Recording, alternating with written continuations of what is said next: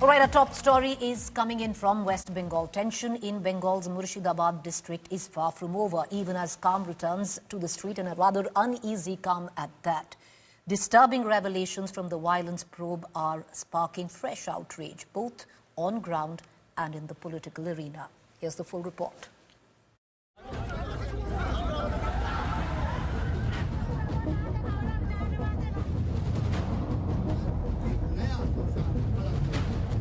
Murshidabad is slowly recovering from deadly anti-vax riots, which killed 3 and forced 500 local residents to turn refugees.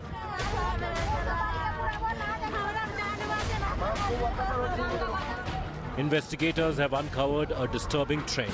Children and teenagers pelting stones, vandalizing shops and residences.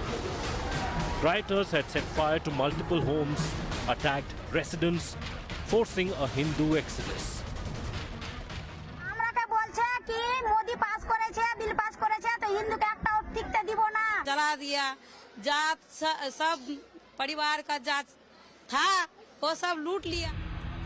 And now, a day later, the residents are slowly returning under heavy police cover.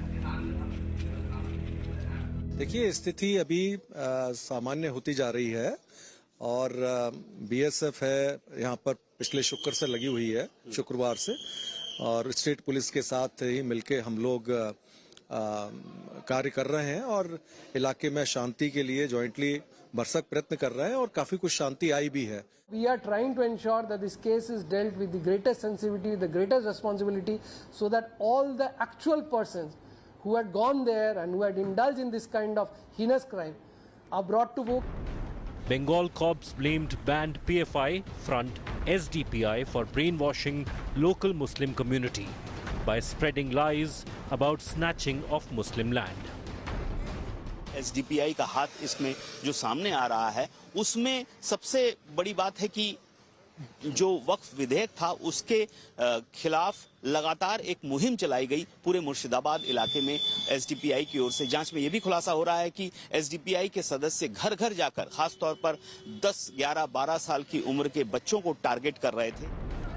The BJP sought a NIA probe and posted a video of Mamata Banerjee warning against possible Muslim unrest in assembly and called the riot state-sponsored.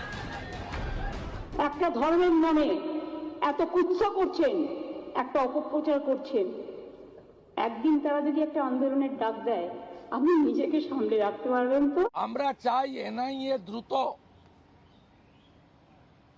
Murshidabad দাঙ্গা হাতে নিক. আমার বিশ্বাস মুর্শিদাবাদ থেকে আপনি আর একটা ইটের আওয়াজ পাবেন না. বাকিটা যে জব্দ করার দরকার, এনআইএ আসা দরকার. 100 কোটি টাকার প্রপার্টি নষ্ট করেছে হিন্দুদের. The TMC pointed fingers at BJP and border guards BSF, saying they stoked fire. There was a larger conspiracy behind those incidents. Some section of central agency, a section of BSF and a section of 2 or 3 political parties. They were involved in this conspiracy. While scores have been arrested for the violence, will the real perpetrators behind Murshidabad riots be brought to book? With Anupam Mishra in Murshidabad, Bureau Report, India Today. So, viewers, while an uneasy calm returns to Murshidabad, the BJP, the primary opposition in West Bengal, has asked AFSPA to be put in 4 districts of West Bengal. They want president's rule in West Bengal. They want the NIA to step in to investigate on what really happened in Murshidabad. At the forefront of it all is one of the BJP MLAs from West Bengal, Agnimitra Paul. She joins us today from Kolkata. Ms. Paul, appreciate you taking the time out and joining us. Ma'am, you know, what's happening in Murshidabad is tragic. What we are seeing are tragic scenes coming in. It is your responsibility as a primary opposition to bring it up, to speak of it, to put the spotlight on what's going on. But the West Bengal Chief Minister and the West Bengal government alleges that the BJP is playing with fire. You're not trying to help to calm down the situation, but only trying to inflame communal tensions in the state? See, actually, Mamata Banerjee, our Chief Minister, after the 26,000, jobs of teachers, which has been, cancelled by the Honorable Supreme Court, now she needs to change the direction. People have been talking about it, and people of Bengal are furious on this government. So to change the direction of the attention, I feel Mamata Banerjee and this TMC government has purposefully, done this riot, because from the last 10-15 days she has been saying that there will be riot, before from the time this 26,000 jobs have been cancelled. How did she know that there will be riot? And if she knew, she is a police minister, she should have taken action.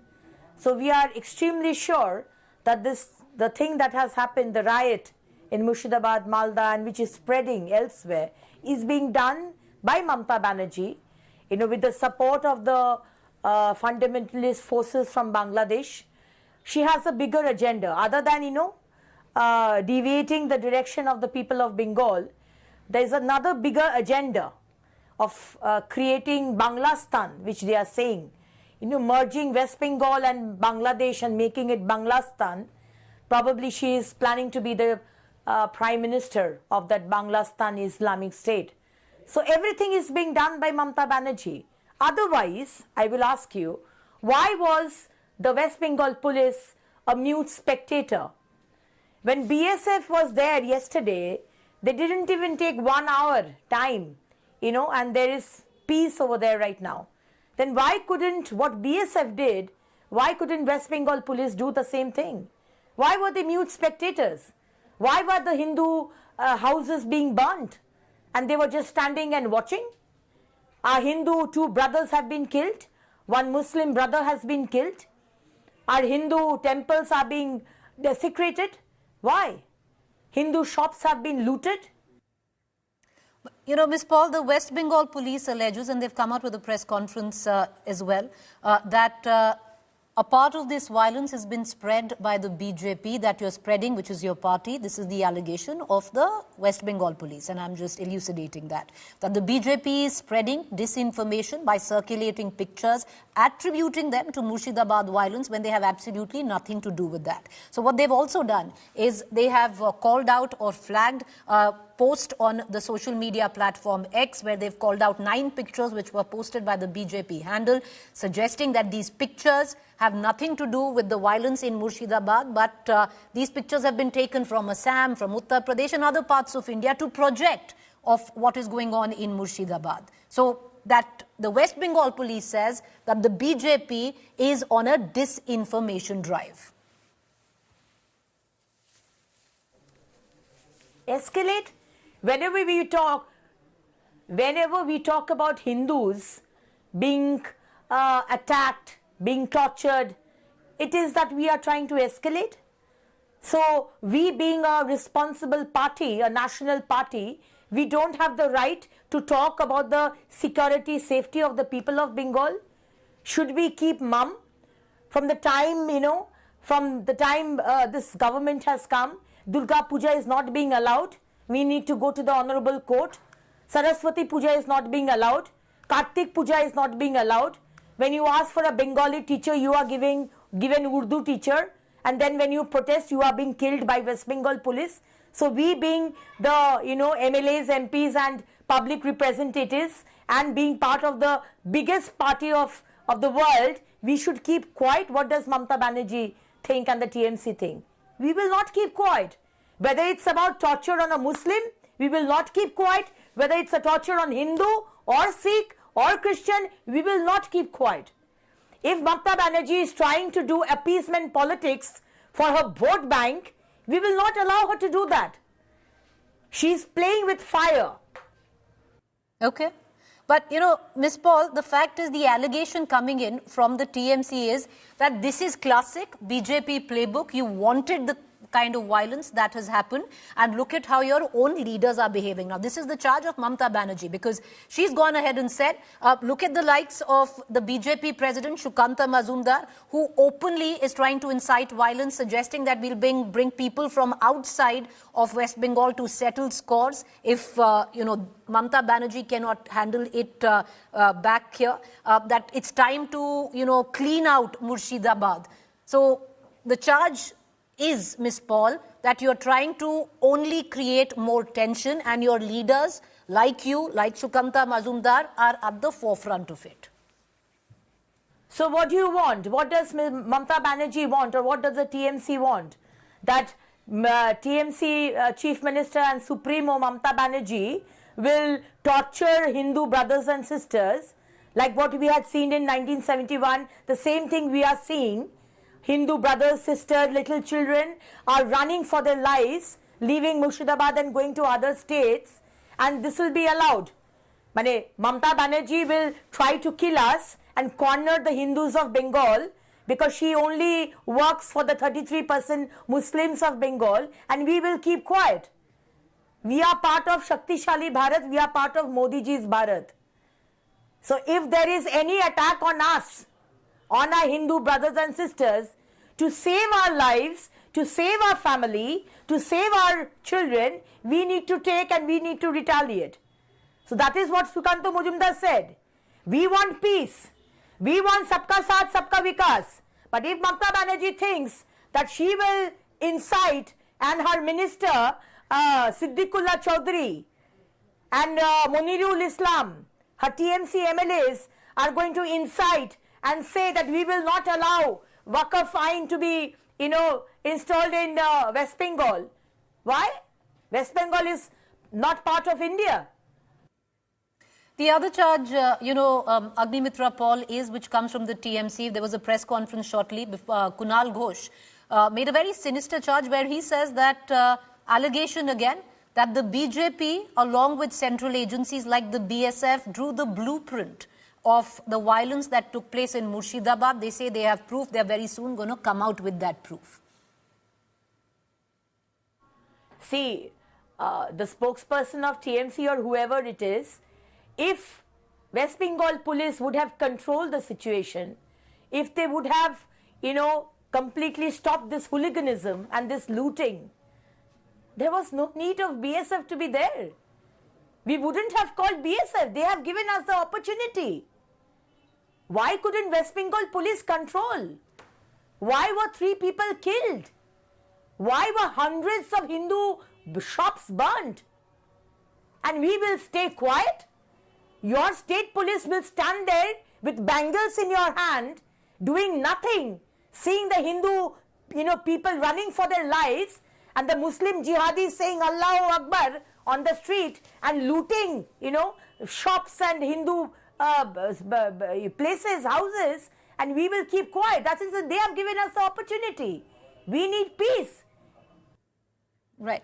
Just on a side note, I think we should move beyond using analogies like bangles in hands. I think that's very patriarchal, but, away from that. My final question that I would ask you, because the BJP has strongly asked that NIA be brought in to investigate Murshidabad. So somewhere down the line, Agnimitra Paul, there's a very big charge that the BJP is making that what happened in Murshidabad is not communal violence, but an act of terrorism. Why NIA? Do you think this is a terrorist activity that has taken place? I feel terrorism is involved because terrorists are, they are roaming free in West Bengal. Haven't you seen terrorists being, arrested by, not by West Bengal police, but Kashmir police and Assam police comes to West Bengal and catches them.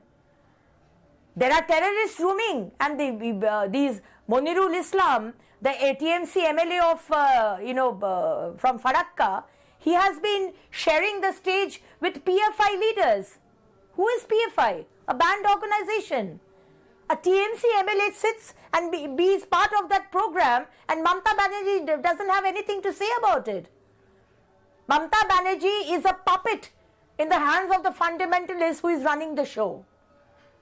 And probably she is thinking that, she will be the next chief minister again in 2026 by these, Islamist fundamentalists. But no, we will not allow her to do so. This is absolutely terrorism. This is absolutely hooliganism. Okay. And this is All right. appeasement politics. Okay. Ms. Paul, I appreciate you taking the time off and joining us. Thank you there. We just also want to put on record, we did approach the TMC to give us one of their MPs to actually speak on all the questions that have been raised by the BJP, and at the back of the violence that happened, they declined to do so. But having said that, we're going to move into a quick face-off debate, and the questions that we are putting forth are: who stoked the riots in Bengal? The TMC government failed to act in time is a big question that needs to be asked of the current dispensation of West Bengal. The BJP fishing in troubled waters. Are they trying to escalate the tension which already is there on ground, which the Mamata Banerjee government failed to contain? Lastly, is BJP TMC playing politics over riots? Let's cut across to our two guests this evening. Rohan Gupta, National Spokesperson, Bharatiya Janata Party. Monojit Mondal, political analyst, joins us. Mr. Mondal, I'd like to begin with you. You had Mamata Banerjee, who herself days before said that there could be violence that could come off the Waqf bill.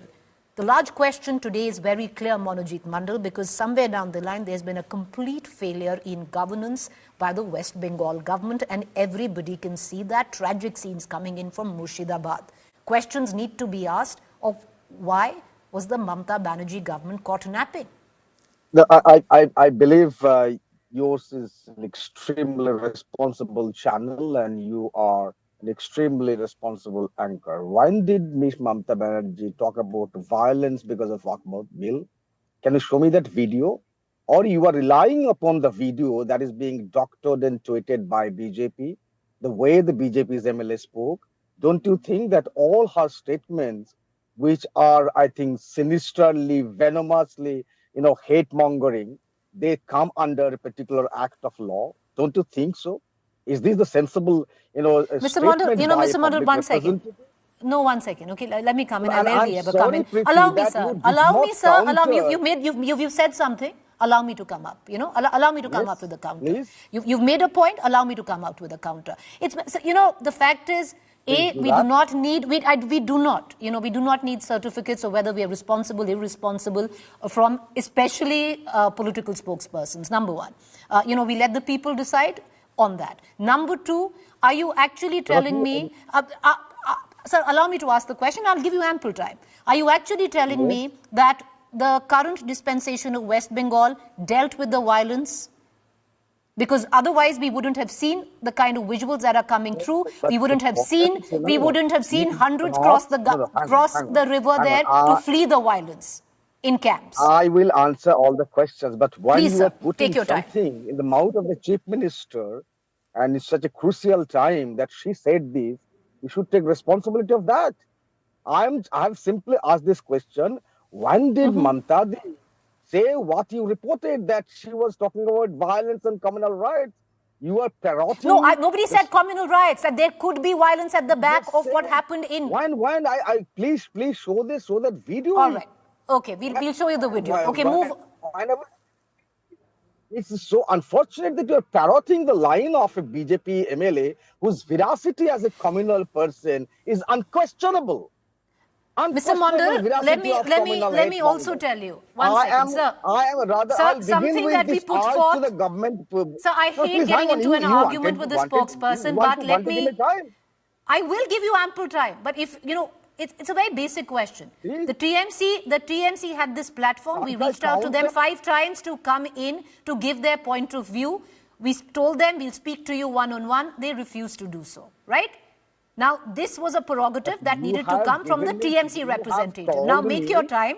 Sir, I'll ask you a very basic question, Monojit Mondal. As a political analyst, how did the West Bengal government deal with the violence that we saw? And I would hope you admit it was communal violence.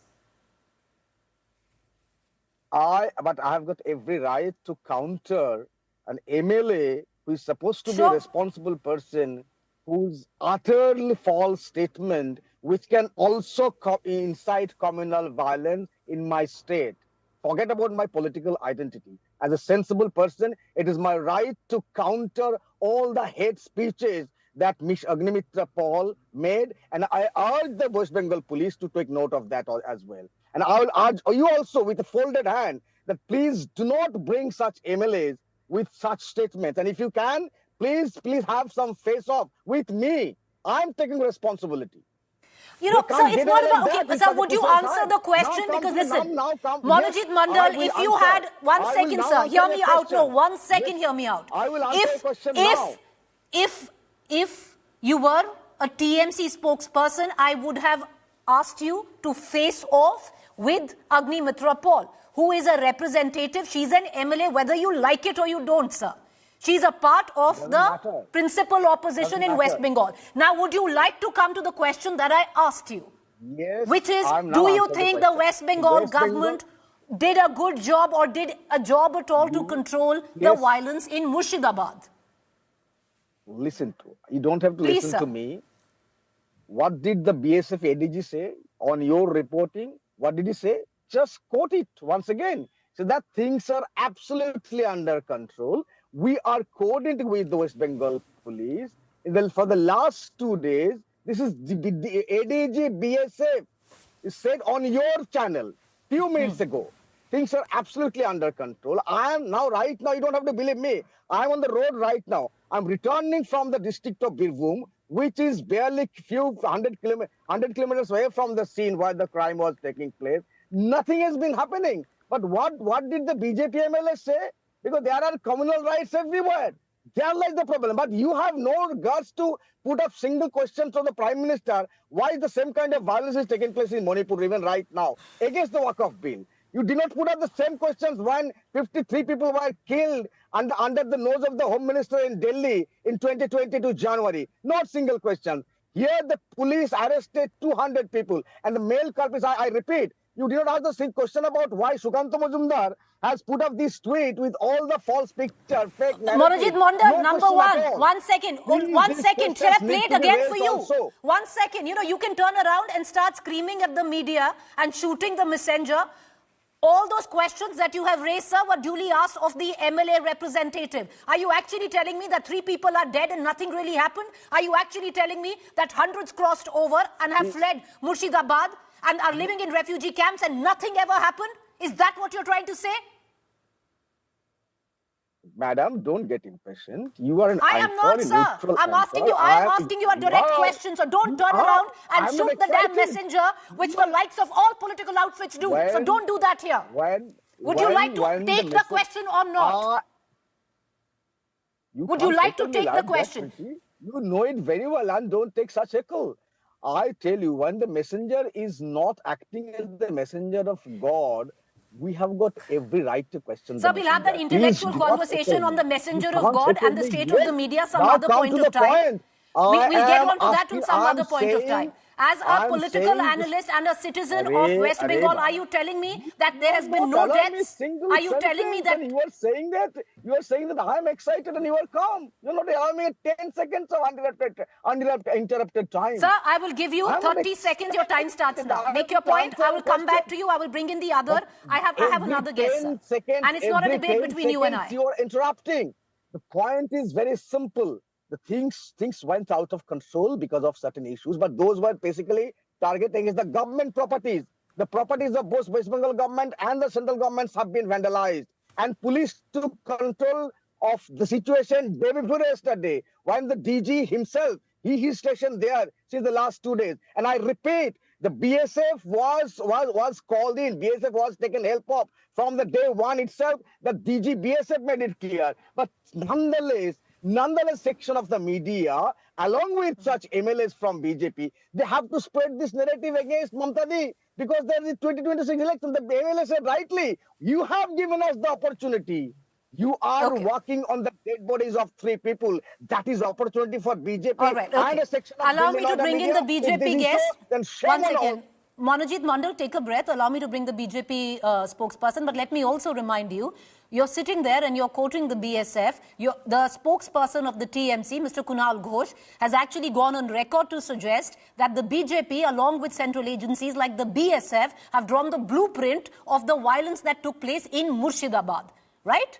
And you yourself is saying that the BSF has taken great control of the situation. So get your two stories right and I'll come right back to you. Rohan Gupta, one thing is very clear, sir. The fact is the allegations from the TMC are that this is exactly what you wanted. You wanted violence. You tried to engineer violence through the help of certain central agencies. Forget about these allegations. Look at what your BJP president of West Bengal, Shukanta Mazumdar, actually has gone on record to suggest that if you can't control the situation in Murshidabad, I'm going to get people from outside. I'm going to get them to settle scores. He's also gone on record to say, flush out the outsiders. Flush out a certain community from Murshidabad. Time for that has come. What's this language if you're not inciting violence? Preeti, we have seen the worst display of appeasement politics in West Bengal. In last few days, you have seen that 3 Hindus have been killed. Around 500 Hindus have been living there as refugees. And they are saying that nothing has happened. And what is the question of incitement? This is the fact which has happened on ground. Don't you feel it is the right of BJP or any party in this country to protect the citizens there? They are the citizens of West Bengal. You are seeing what happened in Bangladesh and same getting displayed here. And see the shamelessness of the spokesperson of TMC is not ready to accept the failure of the state government. And just your report said that there are news of SDPI hand inside this violence. You have to question them. Your police says that it is SDPI hand. Why are you questioning BJP? All the time you are questioning BJP, and see the height of shamelessness of these Indi Gadbandhan leaders. Akhilesh Yadav is silent. Rahul Gandhi is silent. Why? They could speak on Palestine, but they cannot speak for Hindus in West Bengal. They have converted West Bengal into Bangladesh because of their appeasement politics. This is the height of appeasement politics. And if any shame is left in TMC government, actually they should accept that something wrong has happened and it is a failure of state government. What are you saying? What incitement? Don't you feel it is right of us to protect the lives of Hindus? आप देखिए अपने screen पे क्या हो रहा है. 500 लोगों को अपने घर से बाहर जाके रेफ्यूजी के रहने पड़ रहे हैं. एक वर्ड नहीं निकल रहा आपके मुंह से. At least come out and tell, display some sympathy for them. That no, we are with you. No. You are saying BJP this, that, whatever BJP is. This is not the time to blame BJP. This is time to question inaction of your government. Okay. Rohan Gupta, I'll tell you what. When both sides of the divide, both the spokespersons, one is not a spokesperson here, get that charged up and are attacking the media, then I think we're doing a very good job. But let me come back to you, Rohan Gupta. You're saying we constantly ask questions of the BJP. We've asked questions of Mamata Banerjee's government. Let me again come back to the question that I asked you. Shukanta Mazumdar, the state BJP president, is on record, and I will quote, sir, and correct me if I am wrong. I'm very open to be corrected. Where he's gone on record openly threatening to bring miscreants in Bengal from the neighboring states if things are not gotten under control. He in Bengali has says, beat people on the streets. He again says, and I quote, push outsiders from Bihar and UP to clean out Murshidabad. Now, is this governance or gangsterism that the opposition, principal opposition, is resorting to? See, Preeti, you tell me one thing. You have seen these governments in actions for last so many days, and that's why the central agencies, the BSF, had to come to West Bengal and control the situation. When the government is absolutely not doing anything, obviously he might have individual emotions. I am not individually, I never, advocate for any kind of violence or hate speech. But at the end of the day, we are all human beings. When we see these kind of pictures on your screen where women are crying, 500 people have to leave their houses, obviously our blood boils. I am not advocating any kind of violence or hate speech. But at the end of the day, you have seen insensitive government like TMC. They are not ready to come out, even tell one word for these people. Where are Indi Gadbandhan leaders? They are talking about Palestine. They have no time for tweeting about West Bengal. Why? Okay. Why so insensitivity? Don't you feel? I'll tell you what, Rohan Gupta, what I feel. Individual, I'll tell you what. Is there? Yeah. Individual emotions sometimes spark a riot, is all I'm going to leave at that. I think this debate's really going nowhere because, but thank you for both of you for joining us, and thank you for training your guns at us, because somewhere down the line it's affirmation that we're doing if not a great job, but then a half a decent job there. All right, I want to quickly move on to the other big developing story today. Mehul Choksi has been arrested again, this time in Belgium. The 65-year-old fugitive, who is accused of a 13,000 crore scam at the Punjab National Bank, was arrested on Saturday. His arrest came after years of evading authorities since he fled India in 2018. Take a look.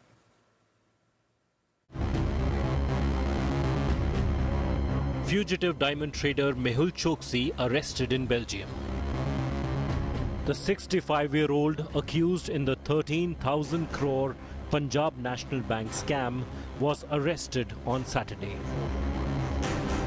He was reportedly undergoing treatment at the time of his arrest. Sources indicate his health is in poor condition and that he is currently being treated for blood cancer. Choksi's arrest came at the request of Indian agencies, including the CBI and ED, which had secured non-bailable warrants against him from Mumbai courts. Choksi had fled India in 2018 and had been living in Antigua and Barbuda before recently relocating to Belgium.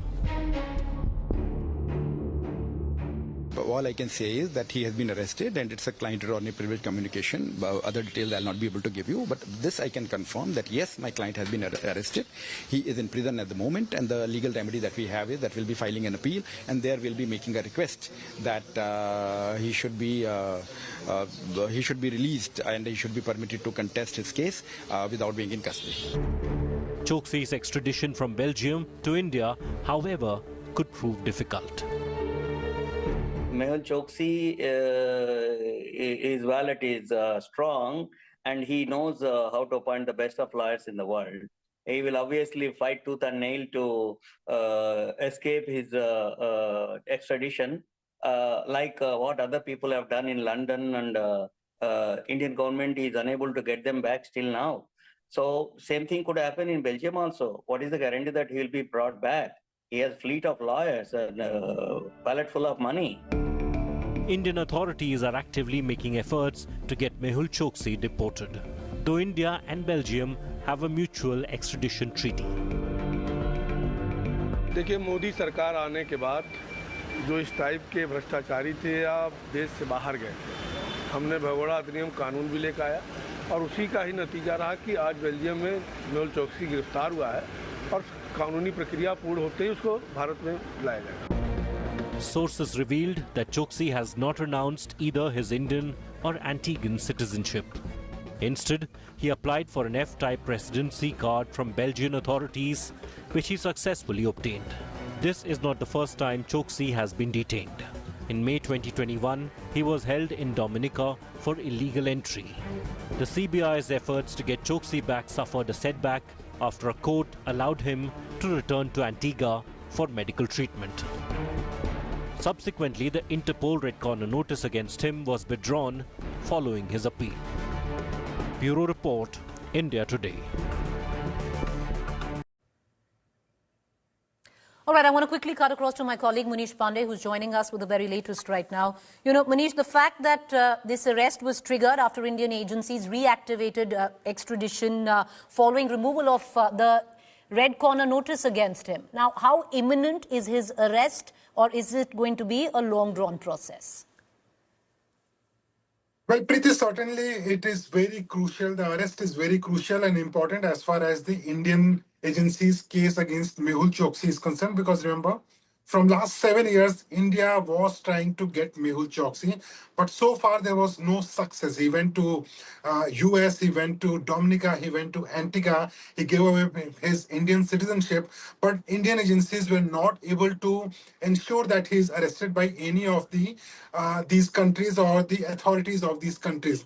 But this is the first time since 2018 that an authority in in a different country has placed Mehul Choksi under arrest. Now, what is going to be important for the Indian agencies is to convince the Belgium court that Mehul Choksi should be extradited to India. And if that happens, then India has a golden chance of getting Mehul Choksi back to India. But again, Preeti, that is going to be, at least 3-4 years for Indian agencies to get Mehul Choksi. At the same point of time, Mehul Choksi is also someone who knows the law very well. He knows that in any European country, especially in Belgium, the health ground, the humanitarian ground is going to be extremely important, and his lawyers have already told the UK, the Belgium authorities that he is someone who is suffering from blood cancer. He is not in a good health condition, and he should not be sent to India, or the extradition proceedings should not start. So next 1 week is going to be extremely important. On one side, we'll see that Indian officials will be going to Belgium. They will try to make a case before the court that this is a perfect case, fit case for extradition. But at the very same time, the lawyers of Mehul Choksi will be fighting a case of his bail and a case that his extradition is illegal. There is already extradition proceeding going on in Antigua. There is no need of separate extradition in Belgium, and he should not be sent back to India to face the law. Preeti. All right, Manish, appreciate you joining us with that quick update. We're going to come back to you for more on that. Let's also bring in right now senior criminal lawyer Tanveer Ahmed Mir, who's joining us for a larger perspective on how, soon this extradition might be, and if at all it's going to actually happen. Mr. Mir, appreciate you taking the time out and joining us. The sheer fact, Mr. Mir, that you had Mehul Choksi, who's traveled to Europe because of his health conditions. He was detained in a hospital. Will his health grounds somewhere down the line be an impediment in his extradition? Or could the legality of his arrest be challenged on health grounds? Well, thank you very much for having me on the program. So just a few points. The extradition request from Government of India based on a warrant issued by a court of competent jurisdiction. And let me put it on record that the Directorate of Enforcement already has filed 3 separate charge sheets against Mr. Mehul Choksi. So therefore, insofar as our law enforcement agencies, be it state or federal, and federal in this case, that is both federal, one is CBI and one is the Directorate of Enforcement, do have a strong indictment against Mr. Choksi. Point number 2, how this will be done is that a man can be extradited either from Belgium or from England only if there exists a treaty where there is a bilateral and duality of the offense. By duality of offense, I mean that it should be an offense in India and it should also be the same offense in Belgium as well. Now, bank fraud, forgery are dual offenses both in India as well as Belgium. So there's not going to be some kind of a stumbling block on that count. Now, what happens in Belgium is that Belgium is governed by a European Convention of Extradition. The European Convention of Extradition is far more stiff than United Kingdom's when it comes to violation of human rights, politically surcharged atmosphere, and lack of fair trial. I would like to just, also inform your viewers, and you will be well aware that Government of India has been unsuccessful in seeking the extradition of fugitive arms dealer Sanjay Bhandari. Recently, we lost the case in the UK High Court on an appeal filed by him that the trial, extradition, and subsequent trial in India will be fraught with abuse of human rights, and there is no possibility of fair trial at all. Now, how does the Government of India and lawyers and all bureaucrats and law enforcement agencies who will travel down to Belgium after the diplomatic channels have been called into play is to file a formal case seeking extradition in a court of competent jurisdiction in Belgium? How do you avoid the biggest stumbling block, which is that how do you assure now the Belgian judge, the judicial magistrate, that if this gentleman is given back to India in whatever condition, his trial will not be fraught with human rights violations and there will be a fair trial, which means we must give an assurance to the European court that if Mehul Choksi is allowed to be got back, we will immediately bail him out. But sir, I want to ask you one very quick question before I let you go. The sheer fact that, we've spoken about the laws that govern Belgium, that how it might be, different because his case is in India to argue in a foreign country. But in the midst of all of this, sir, there is one underlying question that he's an Antiguan citizen. How much does that weigh in now? That doesn't matter at all in Belgium. Now, there is one thing that Mr. Choksi's wife is a permanent citizen of Belgium. But Mr. Choksi is only on an F-type residency, which means temporary residency alive only for a period of 5 years. F plus residency in Belgium means permanent residency. So therefore, for the purposes of excluding nationals or discretionary exercise of nationals, the government of Belgium and the judge in Belgium will have no scope and no, nothing to say to, Mr. Choksi on that count. I don't think he will have any comfort on that count. The only comfort which his lawyers will set up is that if you send him to India, the political atmosphere is so surcharged against him that he's never going to get a fair trial. All right. So before I let you go, sir, once again, sorry, to come in, but just paraphrasing everything, health grounds could be a big impediment and a roadblock in bringing him back. And whatever we are looking at a couple of years from now, correct? We are looking at not a couple of years, but we are looking at least about a year in the first judicial inquiry. Then we are looking at series of appeals. All right, series of appeals, and health will be a big factor which will play in all of that. Thank you. Health should not be a factor. What should be a factor is how Indian arranged and Indian engaged lawyers will give a guarantee on no violation of human rights and a fair trial. All right. Thank you, Mr. Mir, for taking the time out and joining us. And apologies for cutting you short, but that's, live TV is all about. And let's quickly move on to our next story. And that comes in on Ambedkar Jayanti. 135th Ambedkar Jayanti, India celebrates today. The country remembers Baba Saheb Bhimrao Ambedkar, the architect of the Indian Constitution. A series of events were held across the country, starting with an event in Parliament. What stood out was the race to claim Ambedkar. Prime Minister Modi, speaking at an event in Hisar to inaugurate an airport, accused the Congress of insulting Ambedkar. Congress President Mallikarjun Kharge repaid the favour, saying it was the BJP that never really stood up for the Dalit community.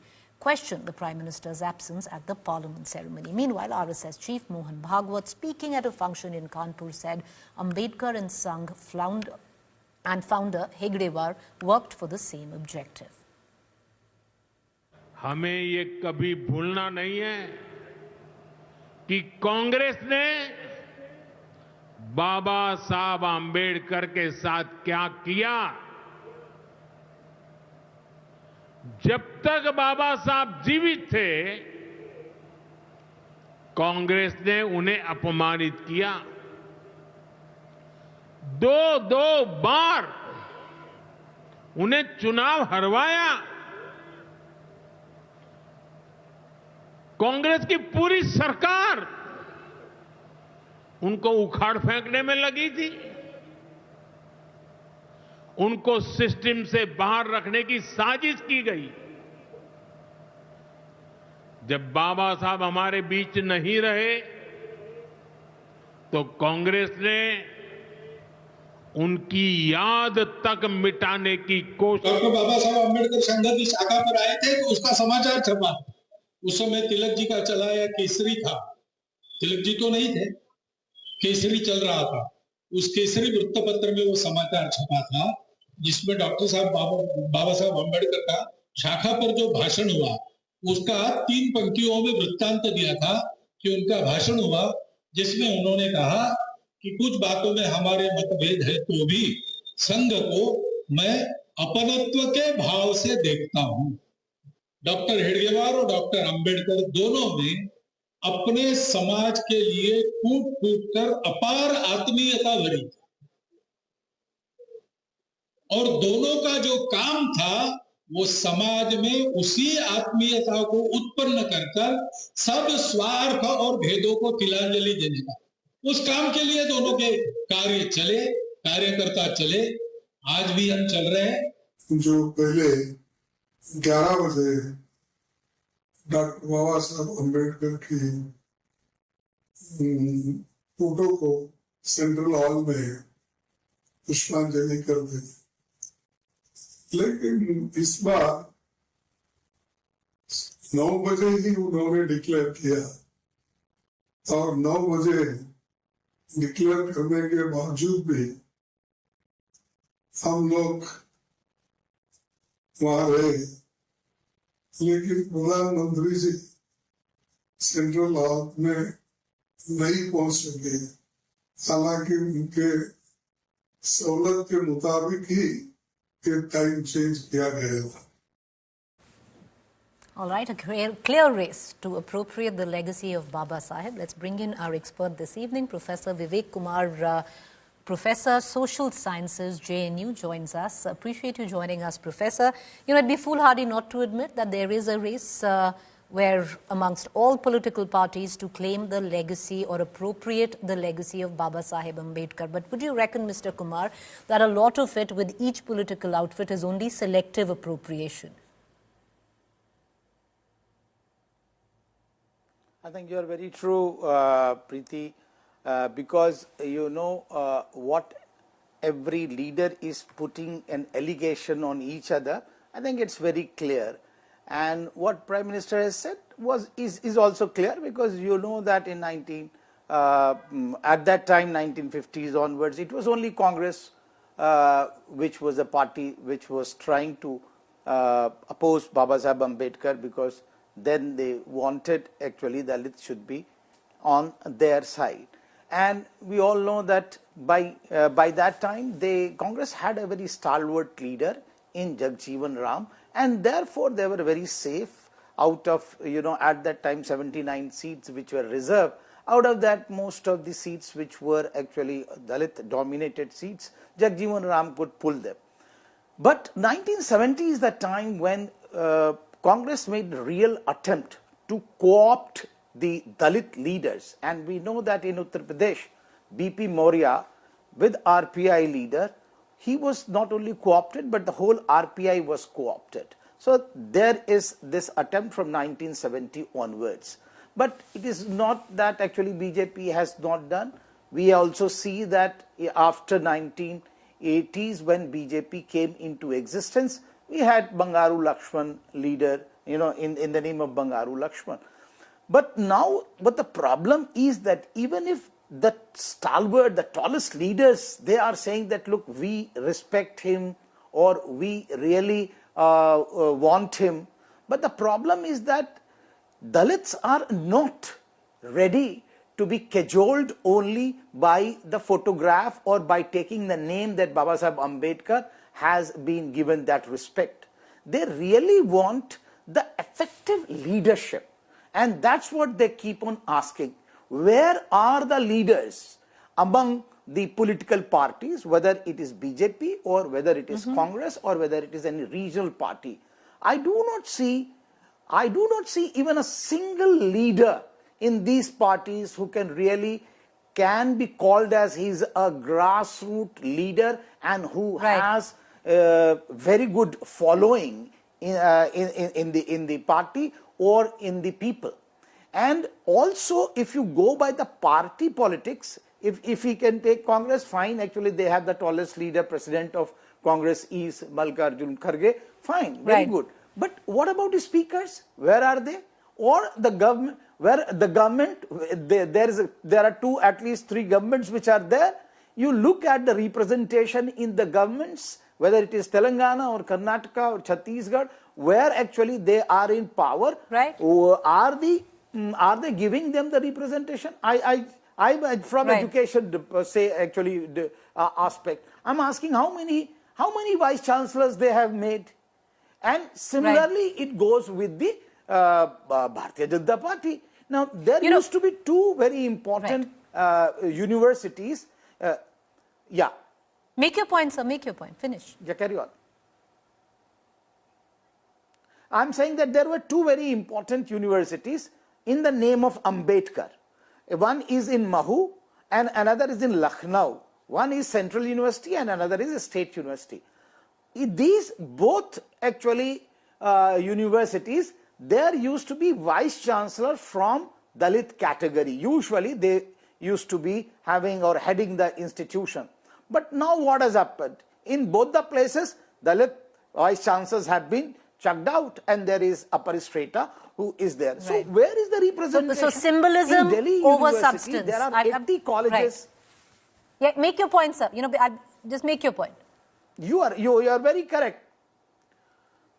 I'm only saying that even, you know, Sir Sanchalak ji, very respectfully I want to say, he says that actually Dalits want one Panghat and one Marghat and one school. The problem is that it is a very grassroots level Dalits for whose needs you are talking about. But Dalit is not a monolithic whole at the grassroots levels. There is a vast population which is in urban centers, who are educated and who want their representation in judiciary, bureaucracy, university, civil society, industry. But where is that aspect which is coming, and wherever they are they being given the effective representation in these modern institutions? So at the grassroots level, you can give them little bit of water, or actually you can talk about some schools, but what about the decision-making processes in political parties, in government, and in these institutions? So, net representation over appropriation. Professor, that's all the time that we have for now. I really appreciate you taking the time out and joining us, while, of course, the legacy of Baba Sahib has become a political battleground. Away from it all, one question that we all really should also reflect on, whether Ambedkar is, which he is, a national, icon of unity, but along with that, he's also a radical thinker, or was a radical thinker with unfinished revolutionary ideas, some which wouldn't quite settle with any political outfit of the day. With that, I'm going to go into a quick break. Thank you all for watching, but we do leave you with these outstanding visuals. Outstanding for multiple reasons, because this was also an all-women crew on board the space capsule Blue Origin. Launched star-studded crew to space. Passengers on today's flight, on your television screen: Lawrence Sanchez, Katy Perry, Amanda Nguyen, Gail King, Aisha Bao, and Terry-Ann Flynn, all strapped into their 3.8-meter wide New Shepard capsule. The suborbital journey lasted about 11 minutes, taking the crew to the edge of space and back, in a matter of 11 minutes. Space tourism got an entirely new meaning, and also I would reckon we were talking about tokenism, where it came down symbolism to Dr. Ambedkar, but tokenism, symbolism sometimes is much needed, and all of this comes together where women power is concerned. With that, it's a quick break. Thank you for watching. I'll see you tomorrow. New Shepard has perception. There it is.